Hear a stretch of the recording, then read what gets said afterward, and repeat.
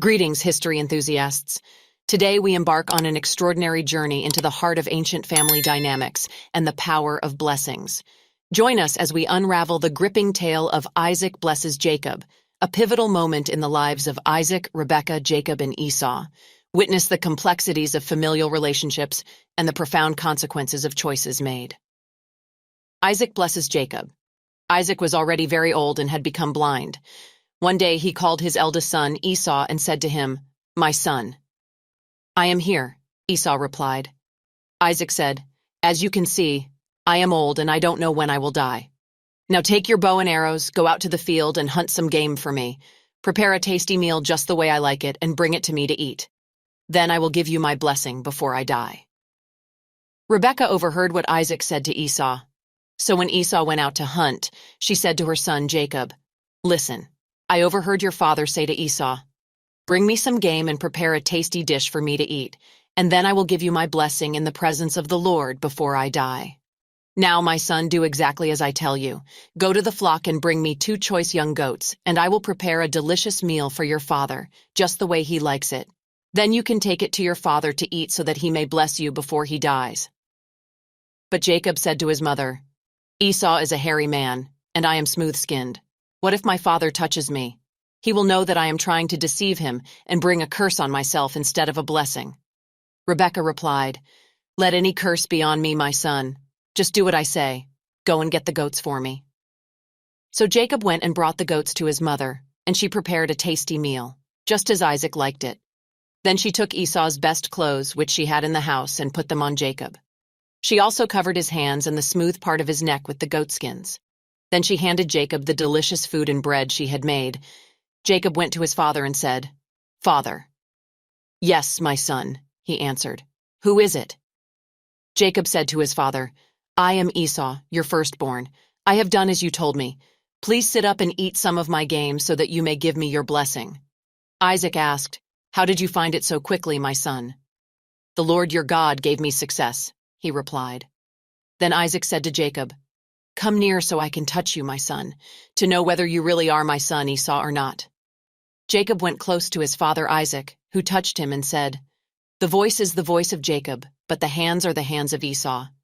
He did not recognize Jacob because his hands were hairy like those of his brother Esau, so he proceeded to bless him. "Are you really my son Esau?" he asked. "I am," Jacob replied. Then he said, "My son, bring me some of your game to eat so that I may give you my blessing." Jacob brought it to him, and he ate, and he brought some wine, and he drank. Then his father Isaac said to him, "Come here, my son, and kiss me."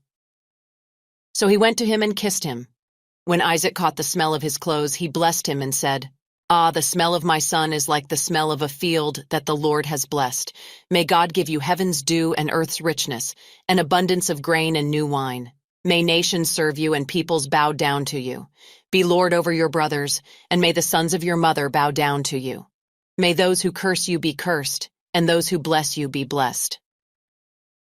After Isaac finished blessing him, and just as Jacob was leaving his father Isaac, his brother Esau came in from hunting. He too prepared some tasty food and brought it to his father. Then he said to him, "My father, please sit up and eat some of my game so that you may give me your blessing." His father Isaac asked him, "Who are you?" "I am your son," he answered, "your firstborn Esau." Isaac trembled violently and said, "Who was it then that hunted game and brought it to me? I ate it just before you came, and I blessed him. And indeed, he will be blessed." When Esau heard his father's words, he burst out with a loud and bitter cry and said to his father, "Bless me. Me too, my father." But he said, "Your brother came deceitfully and took your blessing." Esau said, "Isn't he rightly named Jacob? This is the second time he has taken advantage of me. He took my birthright, and now he's taken my blessing." Then he asked, "Haven't you reserved any blessing for me?" Isaac answered Esau, "I have made him lord over you and have made all his relatives his servants, and I have sustained him with grain and new wine.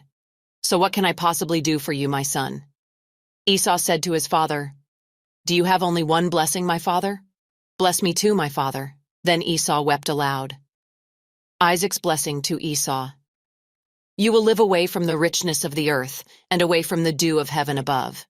You will live by the sword, and you will serve your brother. but when you grow restless, you will throw his yoke from off your neck. Lessons. 1. Parental partiality. The story highlights the dangers of parental partiality, as Isaac's favoritism towards Esau and Rebekah's preference for Jacob sparked a series of events that forever altered their family's fate. It serves as a powerful reminder for parents to treat their children with equity and love. 2. Consequences of deception. Jacob's cunning plan to deceive his father in order to secure the blessing meant for Esau led to immense turmoil. The story warns us about the consequences of deceit and urges us to embrace honesty and integrity in our dealings. 3. Value of blessings. The narrative showcases the significance of blessings in ancient cultures. Isaac's blessing held immense power, shaping the destinies of his sons. It encourages us to cherish the blessings we receive and to use them wisely to positively impact our lives and those around us. 4. Handling disappointment. Esau's heart-wrenching reaction to losing the blessing emphasizes the importance of handling disappointment with grace. While it is natural to feel hurt, the story reminds us to seek understanding and resilience when faced with challenging situations. 5. Redemption and forgiveness.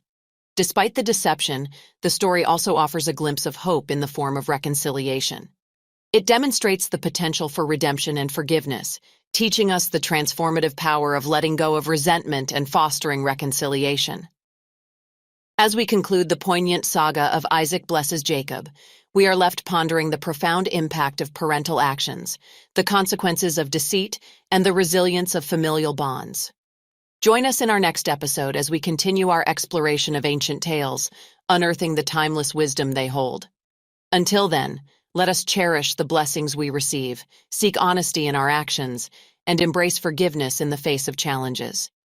Stay tuned for the next captivating chapter of biblical stories.